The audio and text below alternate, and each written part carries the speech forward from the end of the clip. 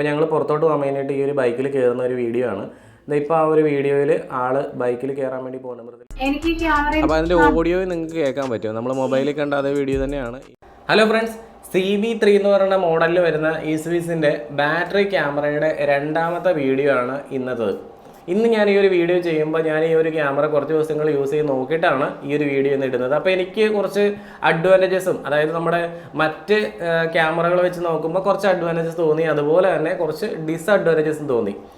അപ്പോൾ അതൊക്കെയാണ് നമ്മൾ ഇന്ന് ഈ ഒരു വീഡിയോയിലൂടെ ഷെയർ ചെയ്യാൻ വേണ്ടി പോകുന്നത്. അപ്പോൾ എല്ലാവർക്കും നെക്സ സിസ്റ്റത്തിൻ്റെ പുതിയൊരു വീഡിയോയിലേക്ക് ഒരിക്കൽ കൂടി സ്വാഗതം.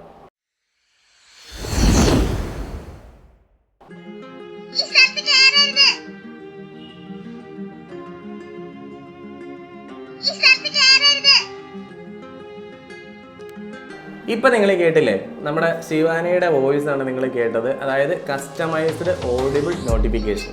അപ്പോൾ നമ്മൾ സെറ്റ് ചെയ്തിരിക്കുന്ന ഏതെങ്കിലും സ്ഥലത്തേക്ക് ആരെങ്കിലും കയറി കഴിഞ്ഞാൽ നമുക്ക് ഈ ഒരു നോട്ടിഫിക്കേഷൻ ക്യാമറയിൽ നിന്ന് വരുന്ന രീതിയിൽ നമുക്ക് സെറ്റപ്പ് ചെയ്യാൻ പറ്റും. അതുകൂടാതെ തന്നെ ക്യാമറയ്ക്കുള്ളിൽ തന്നെ കുറച്ച് നോട്ടിഫിക്കേഷൻസ് അവൈലബിൾ ആണ്. അപ്പോൾ അങ്ങനെ വേണമെന്നുണ്ടെങ്കിൽ അത് നിങ്ങൾക്ക് സെറ്റ് ചെയ്യാവുന്നതാണ്. രണ്ടാമത്തെ കാര്യം എന്ന് വെച്ചാൽ ഈസി ഇൻസ്റ്റലേഷനാണ്. ഈ ഒരു ക്യാമറ വളരെ എളുപ്പം തന്നെ നമുക്ക് ഇൻസ്റ്റലേഷൻ ചെയ്യാൻ പറ്റും. അത് ആർക്ക് വേണമെങ്കിലും ഇൻസ്റ്റലേഷൻ ചെയ്യാവുന്ന രീതിയിലാണ് ഈ ഒരു ക്യാമറയുടെ മേക്കിംഗ് എന്ന് പറയുന്നത്. പിന്നെ എല്ലാ ഈസ്വിസ് ക്യാമറകളിലും കാണുന്ന പോലെ തന്നെ ഒരു ഹ്യൂമൻ ഡിറ്റക്ഷൻ നോട്ടിഫിക്കേഷൻ നമുക്ക് വരുന്നുണ്ട്. അത് മാത്രമല്ല 2 മെഗാപിക്സൽ ഫുൾ HD റെസൊല്യൂഷനാണ് ഈ ഒരു ക്യാമറ നമുക്ക് തരുന്നത്. അതുപോലെ തന്നെ ഓഡിയോ ഇൻബിൽഡ് ആയിട്ട് വരുന്നുണ്ട്. അപ്പോൾ നമ്മുടെ ഈസ്വിസ് സോഫ്റ്റ്വെയർ ഞാൻ ഓപ്പൺ ചെയ്യാൻ വേണ്ടി പോവാണ്. സോഫ്റ്റ്വെയർ ഞാൻ ഓപ്പൺ ചെയ്തു. ഓപ്പൺ ചെയ്ത് കഴിയുമ്പോൾ നമുക്ക് ആ ഒരു ആപ്ലിക്കേഷൻ്റെ ഉള്ളിലായിട്ട് നമ്മുടെ ക്യാമറ, നമ്മൾ ആഡ് ചെയ്ത ക്യാമറ നമുക്ക് കാണാൻ കഴിയുന്നുണ്ട്. 5:50, ഏകദേശം ഒരു 6 മണി ആ ഒരു സമയമായിട്ടുണ്ട് വൈകിട്ട്. അപ്പോൾ ഞാൻ ഫുൾ സ്ക്രീനിലേക്ക് ഇടാം. കണ്ടോ, ഇതാണ് നമ്മുടെ ക്യാമറ ഫുൾ സ്ക്രീനിൽ നിൽക്കുമ്പോൾ ആ ഒരു വ്യൂ എന്ന് പറയുന്നത്. അത്യാവശ്യം നല്ല ക്വാളിറ്റിയാണ്, ഫുൾ HD റെസൊല്യൂഷനാണ് വരുന്നത്. ഇപ്പോൾ ഇതൊരു ഏകദേശം ഒരു 10-30 മീറ്ററോളം ദൂരത്താണ്. ജോമോനിപ്പോൾ അവിടെ നിൽക്കണമാണ് നമ്മളിപ്പോൾ കാണുന്നത്. ഇത്രയും ഡിസ്റ്റൻസിൽ നിൽക്കുന്ന ആളെ വരെ നമുക്ക് കാണാൻ കഴിയും. പക്ഷേ നിങ്ങൾക്കറിയാം, ഡോറി ഡിസ്റ്റൻസ് ഒക്കെ ഞാൻ ഓൾറെഡി എൻ്റെ പഴയ വീഡിയോയിലൊക്കെ പറഞ്ഞിട്ടുണ്ട്. നമ്മൾ ഈ ഒരു ക്യാമറയുടെ മെയിനായിട്ടുള്ള ഉദ്ദേശം എന്ന് വെച്ചാൽ ബാറ്ററിയിൽ വർക്ക് ചെയ്യുക എന്നുള്ളതാണ്, അല്ലാതെ വലിയൊരു സൂമിങ്ങോ കാര്യങ്ങളൊന്നും അല്ല. സൂമിങ് നമുക്ക് ചെയ്യാൻ കഴിയും, പക്ഷേ ഇത് കണ്ടോ, അതിൻ്റെ ആ ഒരു സൂം ചെയ്യുന്നതിനനുസരിച്ച് അതിൻ്റെ ഒരു വീഡിയോയുടെ ക്വാളിറ്റി ഉറപ്പായിട്ടും കുറഞ്ഞു പോകും. കാരണം ഏതൊരു സാധാരണ ക്യാമറയാണെങ്കിലും ഡിജിറ്റൽ ക്യാമറയാണെങ്കിലും നമ്മൾ സൂം ചെയ്യുമ്പോൾ വീഡിയോ ക്വാളിറ്റി ഉറപ്പായിട്ടും കുറയും. പക്ഷേ ഈ ഒരു കോമ്പൗണ്ടിൻ്റെ ഉള്ളിലേക്ക് വരുന്ന ആളുകളെ നമുക്ക് വ്യക്തമായിട്ട് എന്തായാലും കാണാൻ കഴിയും. ഇപ്പോൾ ഇയാൾ നടക്കുന്നത് വെച്ചാൽ ഏകദേശം ഒരു 8 മീറ്റർ ദൂരത്താണ് കേട്ടോ. 8 മീറ്ററോളം ഡിസ്റ്റൻസ് ഉണ്ട് ആൾ തമ്മിൽ. പക്ഷേ എന്നാലും നമുക്ക് ആളുടെ ഫേസ് അത്രത്തോളം വ്യക്തമായിട്ട് തന്നെ കാണാൻ കഴിയുന്നുണ്ട്. അപ്പം ഞാനിപ്പോൾ ആളോടൊന്ന് അടുത്തോട്ട് വരാൻ പറയാം. ഒന്ന് അടുത്തോട്ടൊന്ന് വന്നേ, ക്യാമറയുടെ അടുത്തേക്ക്. ഇയാൾ നിൽക്കുന്നതെന്ന് വെച്ചാൽ ഏകദേശം ഒരു 3 മീറ്റർ ദൂരത്താണ് കേട്ടോ. ക്യാമറ വെച്ചതിന് ഏകദേശം ഒരു 3 മീറ്റർ ദൂരെയാണ് ആൾ നിൽക്കുന്നത്. നമുക്കിനി ആളോടൊരു 5 മീറ്റർ ദൂരത്തേക്ക് മാറിക്കാൻ പറയാം. നീ ഒരു 2 മീറ്ററോടെ പുറകോട്ട് മാറിയെന്നേ. ഇപ്പോൾ ആൾ നിൽക്കുന്ന ഏകദേശം ഒരു 5 മീറ്റർ ഡിസ്റ്റൻസിലാണ്. ആളുടെ ഫേസ് നമുക്ക് ഏകദേശം വ്യക്തമായിട്ട് തന്നെ കാണാൻ കഴിയുന്നുണ്ട് കേട്ടോ. ഇനി നമുക്കൊരു 8 മീറ്റർ ദൂരത്തേക്കൊന്ന് മാറ്റി നിർത്താം. നീ ഒരു പുറകോട്ടേക്ക് ആ ഗേറ്റിൻ്റെ അടുത്ത് വരെ ഒന്ന് പോയിന്ന് 8 മീറ്ററോളം. ഇപ്പോൾ ആൾ നിൽക്കുന്ന ഏകദേശം ഒരു 8 മീറ്റർ ഡിസ്റ്റൻസിലാണ്. 8 മീറ്റർ ദൂരം നിൽക്കുമ്പോൾ ആളുടെ ഫേസ് മാക്സിമം നമുക്ക് ഡിജിറ്റൽ സൂമിങ് 8x സൂം ചെയ്യാൻ പറ്റും. അപ്പോൾ ഈ ഒരു രീതിയിലായിരിക്കും നമ്മൾ കാണുന്നത് കേട്ടോ. ഇത്രയും ക്വാളിറ്റി ഉണ്ടാവും. അപ്പോൾ വേണമെങ്കിൽ നമുക്ക് ഇനിയിപ്പോൾ ഹൈ ഡെഫിനേഷൻ എന്നുള്ള മോഡിലേക്ക് സെറ്റ് ചെയ്യാൻ പറ്റും. ഹൈ ഡെഫിനേഷൻ എന്നുള്ള മോഡിലേക്ക് സെറ്റ് ചെയ്യുകയാണെങ്കിൽ ക്വാളിറ്റി ഒരു അല്പം കുറയുന്നതായിട്ട് നിങ്ങൾക്ക് കാണാൻ കഴിയും. ഇനിയിപ്പോൾ നിങ്ങൾ ഈ സ്റ്റാൻഡേർഡ് എന്നുള്ള മോഡിലേക്ക് ഇട്ട് കഴിഞ്ഞാൽ റെസൊല്യൂഷൻ വീണ്ടും ക്യാമറയുടെ കുറയും.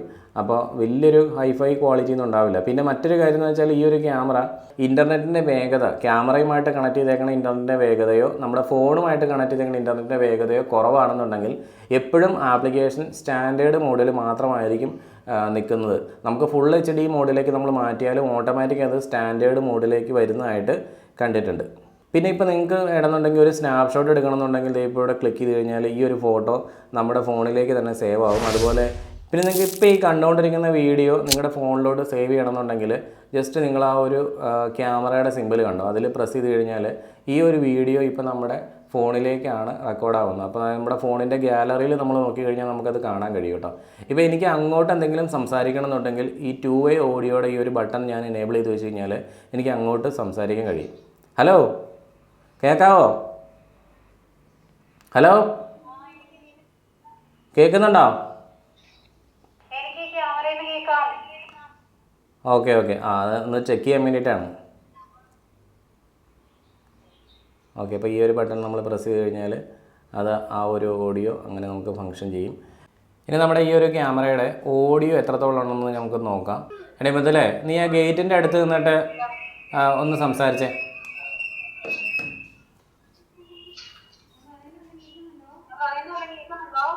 ഇപ്പം നമ്മൾ ഈ കേട്ടോണ്ടിരിക്കുന്നത് വെച്ചാൽ ഈ ഒരു ക്യാമറയിൽ നിന്നുള്ള ഓഡിയോ ആണ്. നീ അവിടെ നിന്ന് സംസാരിച്ചേ.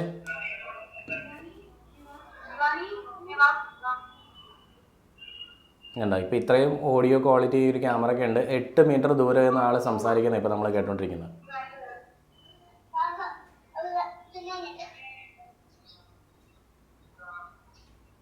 എനിക്ക് തോന്നിയെന്ന് വെച്ചാൽ ഈ ഒരു ക്യാമറയുടെ മൈക്ക് നല്ല സൂപ്പർ മൈക്കാണ്. കാരണം എന്താ വെച്ചാൽ നല്ല ക്ലിയർ ആയിട്ട് നമുക്ക് കേൾക്കാൻ കഴിയുന്നുണ്ട്. യാതൊരു നോയ്സും അങ്ങനെ എത്രത്തോളം ഫീൽ ചെയ്യുന്നില്ല. പക്ഷേ നമ്മൾ ഇവിടെ നിന്ന് അങ്ങോട്ട് സംസാരിക്കുമ്പോൾ, ഇപ്പോൾ ഞാനിവിടെ പ്രസ് ചെയ്തിട്ട് ടോക്ക് എന്നുള്ള ഓപ്ഷനിൽ 2 വേ ടോക്ക് നമ്മൾ ചെയ്യുവാണെങ്കിൽ അങ്ങോട്ട് സംസാരിക്കുമ്പോൾ അവിടെ കേൾക്കുന്ന ഒച്ച അല്ലെങ്കിൽ സൗണ്ട് വളരെ കുറവാണ്. അത്രത്തോളം വലിയൊരു സൗണ്ടൊന്നുമില്ല. ഇൻഡോർ ഇരിക്കുന്ന സമയത്ത് ചിലപ്പോൾ അത്യാവശ്യം നല്ലൊരു സൗണ്ട് ഉണ്ടായിരിക്കും. പക്ഷേ ഔട്ട്ഡോർ ഇരിക്കുമ്പോഴത്തേക്ക് അത്ര ഒരു ഫീല് നമുക്ക് തോന്നുന്നില്ല. കാരണം ആ ഒരു ക്യാമറയിലുള്ള സ്പീക്കർ വളരെ ചെറിയൊരു സ്പീക്കറാണ്. അതുകൊണ്ട് വലിയൊരു സൗണ്ടൊന്നുമില്ല. പക്ഷേ അവിടെ നിന്ന് സംസാരിക്കുന്ന വോയിസ് നമുക്ക് വ്യക്തമായിട്ട് നമുക്ക് കേൾക്കാൻ കഴിയുന്നുണ്ട്. ഈ ഒരു ക്യാമറയുടെ സെറ്റിങ്സ് എങ്ങനെ എടുക്കണമെന്ന് ഞാൻ നിങ്ങളെ കാണിച്ചു തരാം. ഒരുപാട് ഓപ്ഷൻസ് ഈ ഒരു ക്യാമറയിലുണ്ട്. വെറുതെ ഈ ഡിസ്പ്ലേയിൽ ഇങ്ങനെ ചുമ്മാ ക്ലിക്ക് ചെയ്ത് കഴിഞ്ഞാൽ ഇവിടെ മുകളിലായിട്ട് സെറ്റിങ്സ് തെളിഞ്ഞു വരും. ആ സെറ്റിങ്സിൽ നമ്മളൊന്ന് പ്രസ് ചെയ്യാം. സെറ്റിങ്സ് എടുത്തു കഴിഞ്ഞാൽ അതിനകത്ത് നമുക്ക് വേണമെങ്കിൽ ഈ ക്യാമറയുടെ പേര് മാറ്റാവുന്നൊരു ഓപ്ഷൻ കൊടുത്തിട്ടുണ്ട്. പിന്നെ വർക്കിംഗ് മോഡ് എന്ന് പറഞ്ഞിട്ട് ഒരു ഓപ്ഷൻ കൊടുത്തിട്ടുണ്ട്. വർക്കിംഗ് മോഡിൽ ഇപ്പോൾ ഞാൻ ഇട്ടേക്കുന്ന ഹൈ പെർഫോമൻസ് മോഡ് എന്നുള്ളതാണ്. നമുക്ക് വേണമെന്നുണ്ടെങ്കിൽ ഇതിൽ 5 വർക്കിംഗ് മോഡുകളിലേക്ക് നമുക്ക് മാറ്റിയിടാൻ പറ്റും. ഈ ഓരോ മോഡുകൾ എന്താണെന്ന് ജസ്റ്റ് ഞാൻ നിങ്ങളൊന്ന് പറഞ്ഞുതരാം. പവർ പ്ലഗ്ഡ് ഇൻ എന്നുള്ളൊരു ഓപ്ഷൻ ഉണ്ട്. പവർ പ്ലഗ്ഡ് ഇൻ എന്നുള്ള ഓപ്ഷനിൽ നമ്മൾ പ്രസ് ചെയ്ത് കഴിഞ്ഞാൽ നമുക്ക് നമ്മുടെ ഈ ഒരു ക്യാമറേനെ പവറിൽ നമ്മൾ കണക്ട് ചെയ്തിട്ടുണ്ടെങ്കിൽ, അതായത് നമ്മൾ കേബിൾ വെച്ചിട്ട് ഡയറക്റ്റ് പവർ ഇതിന് കൊടുത്തിട്ടുണ്ടെങ്കിൽ മാത്രം നിങ്ങൾ പവർ പ്ലഗ്ഡ് ഇൻ മോഡിൽ കണക്ട് ചെയ്യാം. ഹൈ പെർഫോമൻസ് മോഡിലാണ് നമ്മൾ ഇടുന്നതെങ്കിൽ നമ്മുടെ ബാറ്ററി ബാക്കപ്പ് തീരെ കുറവായിരിക്കും. പക്ഷേ വീഡിയോ സേവ് ചെയ്യുന്നതിൻ്റെ ലെങ്ത് കൂടുതലായിരിക്കും.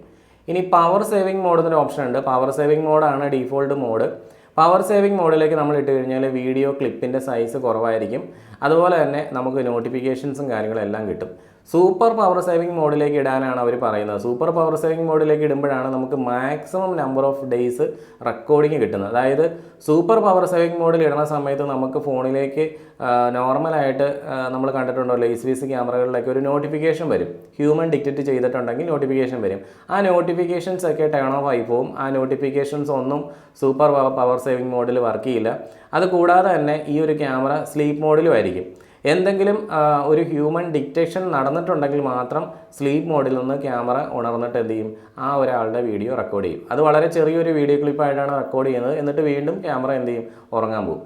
അപ്പോൾ ഈ ഒരു സിറ്റുവേഷനാണ് ശരിക്കും സൂപ്പർ പവർ സേവിങ് മോഡിലുള്ളത്. അപ്പോൾ മാക്സിമം നമ്പർ ഓഫ് ദിവസം, അതായത് നമുക്കിപ്പോൾ ഒരു 120 ദിവസമാണ് ഈ ഒരു കമ്പനി ഈ ഒരു ക്യാമറയുടെ ബാക്കപ്പ് പറയണമെങ്കിൽ അത് നമ്മൾ തീർച്ചയായിട്ടും സൂപ്പർ പവർ സേവിങ് മോഡിലേക്ക് ഇടേണ്ടി വരും. പിന്നെ ഇവിടെ 5ാമത്തെ കൊടുത്തേക്കുന്ന ഒരു ഓപ്ഷനാണ് കോൺഫിഗർ വർക്കിംഗ് മോഡ് എന്ന് പറഞ്ഞിട്ട്. നമുക്ക് നമ്മുടെ ഇഷ്ടത്തിനനുസരിച്ച് വർക്കിംഗ് മോഡ് കോൺഫിഗർ ചെയ്യാൻ വേണ്ടിയിട്ടാണ്. ഉദാഹരണത്തിന് ഈ ഒരു ക്യാമറയോടൊപ്പം തന്നെ ഒരു സോളാർ പാനലും ഇറങ്ങുന്നുണ്ട്. അതിപ്പോൾ നമുക്ക് ഇന്ത്യയിൽ ലഭ്യമല്ല, പക്ഷേ എന്നാലും ഫ്യൂച്ചറിലേക്ക് അത് വരും.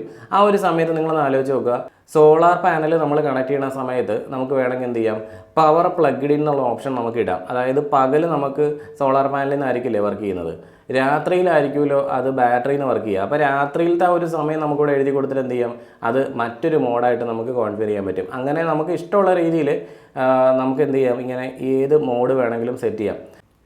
പിന്നെ ഇവിടെ നോട്ടിഫിക്കേഷൻ എന്നുള്ളൊരു ഓപ്ഷനിൽ പ്രസ് ചെയ്ത് കഴിഞ്ഞാൽ നമുക്ക് ഓഡിബിൾ നോട്ടിഫിക്കേഷൻ ഉണ്ട്. നമുക്കത് ഇൻറ്റൻസ് ഉണ്ട്, സോഫ്റ്റ് ഉണ്ട്, കസ്റ്റം സൗണ്ട് ഉണ്ട്, കോൺഫിഗർ ഓഡിബിൾ വാണിംഗ് ഉണ്ട്. ഞാനിപ്പോൾ നിങ്ങളൊരു നോട്ടിഫിക്കേഷൻ കേൾപ്പിച്ച് തരാം. കണ്ടോ, ഈ ഒരു നോട്ടിഫിക്കേഷൻ ഞാനിവിടെ കസ്റ്റം നോട്ടിഫിക്കേഷൻ ആയിട്ട്, കസ്റ്റം സൗണ്ടായിട്ട് ഞാൻ തന്നെ റെക്കോർഡ് ചെയ്തൊരു ശിവാനിയുടെ സൗണ്ടാണ്. അപ്പോൾ ഇങ്ങനെ നമുക്ക് വേണമെന്നുണ്ടെങ്കിൽ നമുക്ക് ഇഷ്ടപ്പെട്ട രീതിയിൽ ഓഡിബിൾ നോട്ടിഫിക്കേഷൻസ് ചെയ്യാൻ പറ്റും. അപ്പോൾ ഈ ലൈറ്റ് നോട്ടിഫിക്കേഷൻ നമ്മൾ എനേബിൾ ചെയ്ത് കഴിഞ്ഞാൽ ക്യാമറ ആരെങ്കിലും വരണ സമയത്ത് ക്യാമറ ഓട്ടോമാറ്റിക് ഫ്ലാഷ് ചെയ്തുകൊണ്ടിരിക്കും.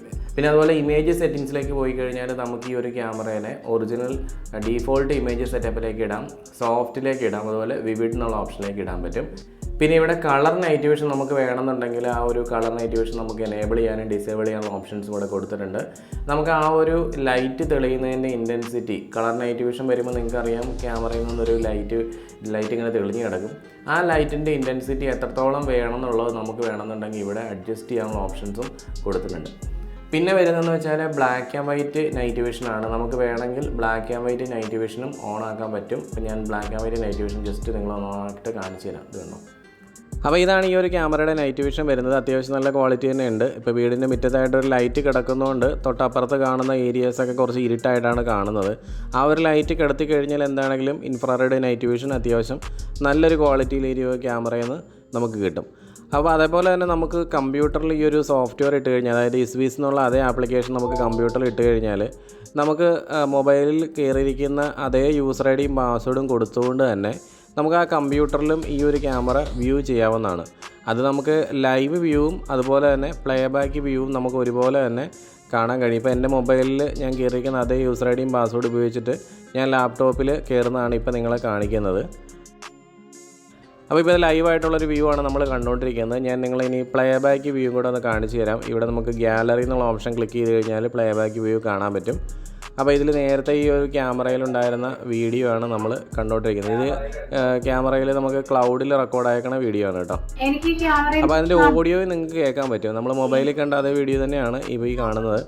നല്ല ക്വാളിറ്റി തന്നെയുണ്ട്. ഫുൾ HD റെസൊല്യൂഷനിലാണ് വരുന്നത്. ഇപ്പോൾ എൻ്റെ ഈ ഒരു laptop 1080p full HD resolution തരുന്നതാണ്.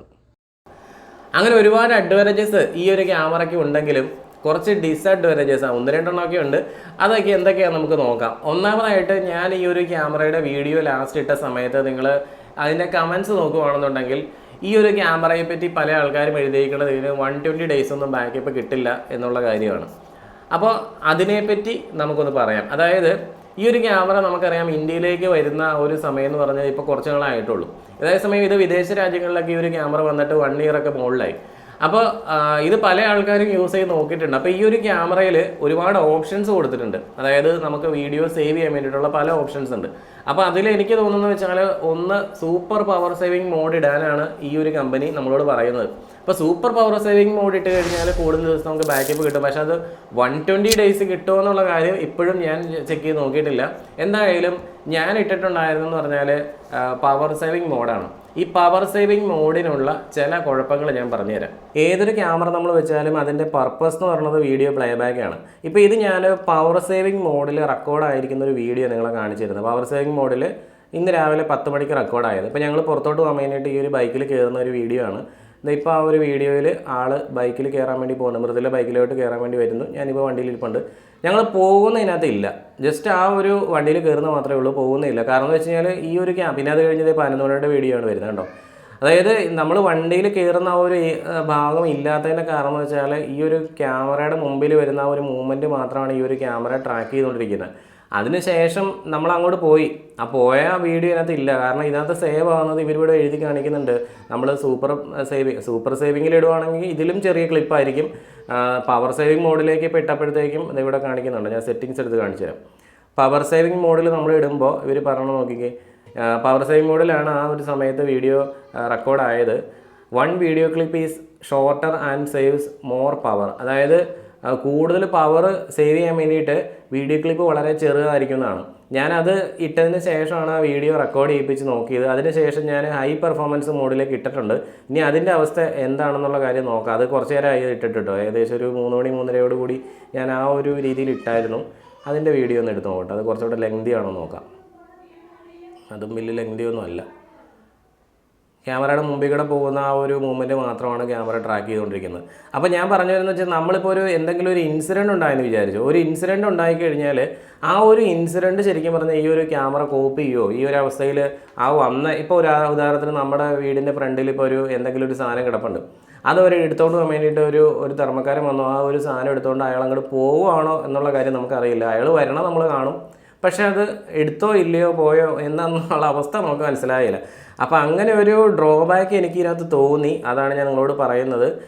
നമ്മളൊരു മൂവ്മെൻ്റ് ഒക്കെയാണ് ട്രാക്ക് ചെയ്യണമെന്നുണ്ടെങ്കിൽ എന്താണെങ്കിലും നടക്കും. അല്ലാതെ ഒരു ആക്ടിവിറ്റി ട്രാക്ക് ചെയ്യാൻ വേണ്ടിയിട്ട് ഒരിക്കലും ഈ ഒരു ക്യാമറ പറ്റുമെന്ന് എനിക്ക് തോന്നുന്നില്ല. പിന്നെ നിങ്ങൾക്ക് വേറൊരു പരിപാടി ഞാൻ കാണിച്ചു തരാം. ഇന്നലെ 4:35 ഞാൻ ജസ്റ്റ് ഈ ഒരു ക്യാമറ ബാറ്ററിയിൽ നിന്ന് ഊരണ ആ ഒരു സമയം 85% ആയിരുന്നു ഉണ്ടായിരുന്നത്, ചാർജ് ഉണ്ടായിരുന്നത്. അപ്പോൾ 85% ഇന്നലെ 4:30 ആയപ്പോഴത്തേക്ക് ഞാൻ കണക്ട് ചെയ്ത് യൂസ് ചെയ്യാൻ തുടങ്ങിയിട്ട് ഇന്ന് ഇതിൻ്റെ ചാർജ് എത്രത്തോളം ഉണ്ടെന്നുള്ള കാര്യം ഒന്ന് നോക്കിക്കോളൂ. ഞാനത് ഓഫ് ചെയ്തിട്ടില്ല, ആ ഒരു ക്യാമറ അങ്ങനെ തന്നെ വർക്ക് ചെയ്യുമായിരുന്നു. ഇപ്പോൾ ബാറ്ററി എന്നുള്ള ഓപ്ഷനിൽ നമുക്ക് ബാറ്ററിയുടെ ആ ഒരു സ്റ്റാറ്റസ് ഇവിടെ കാണാൻ പറ്റുന്നത്. ഇവിടെ സെറ്റിങ്സിലേക്ക് പോയാൽ മതി, അത് ഇവിടെ എടുത്തു കഴിഞ്ഞാൽ കാണാൻ പറ്റും കേട്ടോ. സെറ്റിങ്സിൽ ബാറ്ററിന്ന് എടുത്താൽ മതി. അപ്പോൾ 75%, അതായത് ഒരു 10% ബാറ്ററി ഒരു ദിവസം, അതായത് ഒരു 24-25 hours കൊണ്ട് കുറഞ്ഞിട്ടുണ്ട്, ഒരു ദിവസം കൊണ്ട് കുറഞ്ഞിട്ടുണ്ട്. അതായത് നമ്മൾ പവർ സേവിങ് മോഡിലേക്ക് ഈ ഒരു ക്യാമറ ഇട്ടാലും എനിക്ക് തോന്നുന്നില്ല ഈ പറയുന്ന രീതിയിൽ ഒരു 120 days ഒന്നും ബാക്കപ്പ് ഒരിക്കലും കിട്ടാൻ പോകുന്നില്ല. അപ്പോൾ അവർ ഉദ്ദേശിക്കുന്നത് ഇതൊരു സൂപ്പർ പവർ സേവിങ് മോഡിലേക്ക് ഇടാനായിരിക്കാം. എന്നാലും അത്രയും കിട്ടുമെന്നുള്ള കാര്യത്തിൽ സംശയമുണ്ട്. കാരണം കമ്പനി തന്നെ പറയുന്നുണ്ട് 40 മോഷൻ ഡിറ്റക്ഷൻസ്, അതായത് 40ഓളം മോഷൻ ഡിറ്റക്ഷനാണ് ഒരു ദിവസം വരാവുള്ളൂ. ഇപ്പോൾ എന്നെ സംബന്ധിച്ച് ഞാനിപ്പോൾ വെച്ചിരിക്കുന്ന എറണാകുളം സിറ്റിയിൽ തന്നെയാണ് ഈ ഒരു ക്യാമറ. അപ്പോൾ ഇവിടെ പല ആൾക്കാരും അതിലേക്ക് വന്നു പോകുന്നതിനൊക്കെ ഈ ഒരു ക്യാമറ അലേർട്ട് തരുന്നുണ്ട്. അപ്പോൾ അങ്ങനെ വരുമ്പോഴത്തേക്കും ഒരു ദിവസം എങ്ങനെയായാലും ഒരു 150 അലേർട്ടെങ്കിലും വരുന്നുണ്ടാകാം. അതുകൊണ്ടാണ് കുറച്ച് കൂടുതൽ നമുക്ക് ബാക്കപ്പ് അല്ലെങ്കിൽ ക്യാമറ നമ്മുടെ ബാക്കപ്പ് എടുത്തുകൊണ്ടിരിക്കണമെന്ന് തോന്നുന്നു, പവർ ബാക്കപ്പ്. അത് മാത്രമല്ല ക്യാമറയെ ഞാൻ എപ്പോഴും ഇങ്ങനെ എടുത്ത് ഓപ്പൺ ചെയ്ത് നോക്കുന്നുണ്ട്. അപ്പോൾ ആ ഒരു സമയത്ത്, അതായത് പ്ലേ ബാക്ക് ചെക്ക് ചെയ്യുന്നു, ഞാൻ ലൈവ് എടുത്ത് നോക്കുന്നു. അപ്പോൾ അതുകൊണ്ടൊക്കെ അതായത് നമ്മൾ എപ്പോഴും ഇങ്ങനെ ഓപ്പൺ ചെയ്ത് നോക്കുന്ന സമയത്തൊക്കെ ചിലപ്പോൾ ബാറ്ററി ബാക്കപ്പ് കുറയാനുള്ള ചാൻസസ് എന്തായാലും കൂടുതലാണ്. അപ്പോൾ ആ ഒരു കാരണം കൊണ്ട് തന്നെ. പക്ഷേ എന്നാൽ പോലും ഞാൻ ഒരു കാര്യം പറയട്ടെ, ഒരു 30 ദിവസം ബാക്കപ്പ് കിട്ടിയാൽ പോലും ഈ ഒരു ക്യാമറ വർത്താണെന്നാണ് ഞാൻ പറയുന്നത്. കാരണം നമ്മളൊരു ബാറ്ററി വെച്ചിട്ട് ഒരു ക്യാമറയെ റൺ ചെയ്ത് കഴിഞ്ഞാൽ, ഇപ്പോൾ ഞാൻ പറഞ്ഞില്ലേ, ഈ പല ആൾക്കാരും പറയുന്നത് വെച്ചാൽ ചെമ്മീൻകെട്ട് അല്ലെങ്കിൽ അതുപോലെയുള്ള സ്ഥലങ്ങളിലൊക്കെ റിമോട്ടായിട്ടുള്ള കൃഷികളൊക്കെ ചെയ്യുന്ന ആൾക്കാരെ സംബന്ധിച്ച് അവർക്ക് ഒരു മാസത്തെ ബാക്കപ്പ് തന്നെ വളരെ വലിയൊരു കാര്യമായിട്ടാണ് അവർ കാണുന്നത്. അപ്പോൾ അങ്ങനെയുള്ളവരെ സംബന്ധിച്ച് ഈ ഒരു ക്യാമറ വർത്തായിട്ടെന്ന് തോന്നുന്നു. അപ്പോൾ ഇത്രയൊക്കെയാണ് ഈ ഒരു ക്യാമറയെ പറ്റി എനിക്ക് തോന്നിയിട്ടുള്ള കാര്യങ്ങൾ. അപ്പോൾ പുതിയൊരു ക്യാമറ എൻ്റെ കയ്യിൽ വന്നിട്ടുണ്ട്. ഞാൻ ആ ഒരു വീഡിയോ ചെയ്തുകൊണ്ടിരിക്കുകയാണ്, അടുത്ത ദിവസം തന്നെ അപ്ലോഡ് ചെയ്യുന്നതായിരിക്കും. അപ്പോൾ ഈ ഒരു വീഡിയോ നിങ്ങൾക്ക് ഇഷ്ടപ്പെട്ട് കഴിഞ്ഞാൽ ഈ ഒരു വീഡിയോ ഒന്ന് ലൈക്ക് ചെയ്യുക. അതുപോലെ തന്നെ പുതിയ വീഡിയോസിന് വേണ്ടിയിട്ട്, ഇതുപോലുള്ള പുതിയ വീഡിയോസിനൊക്കെ വേണ്ടിയിട്ട് ഈ ഒരു ചാനൽ നിങ്ങളൊന്ന് സബ്സ്ക്രൈബ് ചെയ്ത് വയ്ക്കുക. അപ്പോൾ നമുക്ക് മറ്റൊരു ദിവസം പുതിയൊരു വീഡിയോയുമായിട്ട് വീണ്ടും കാണാം.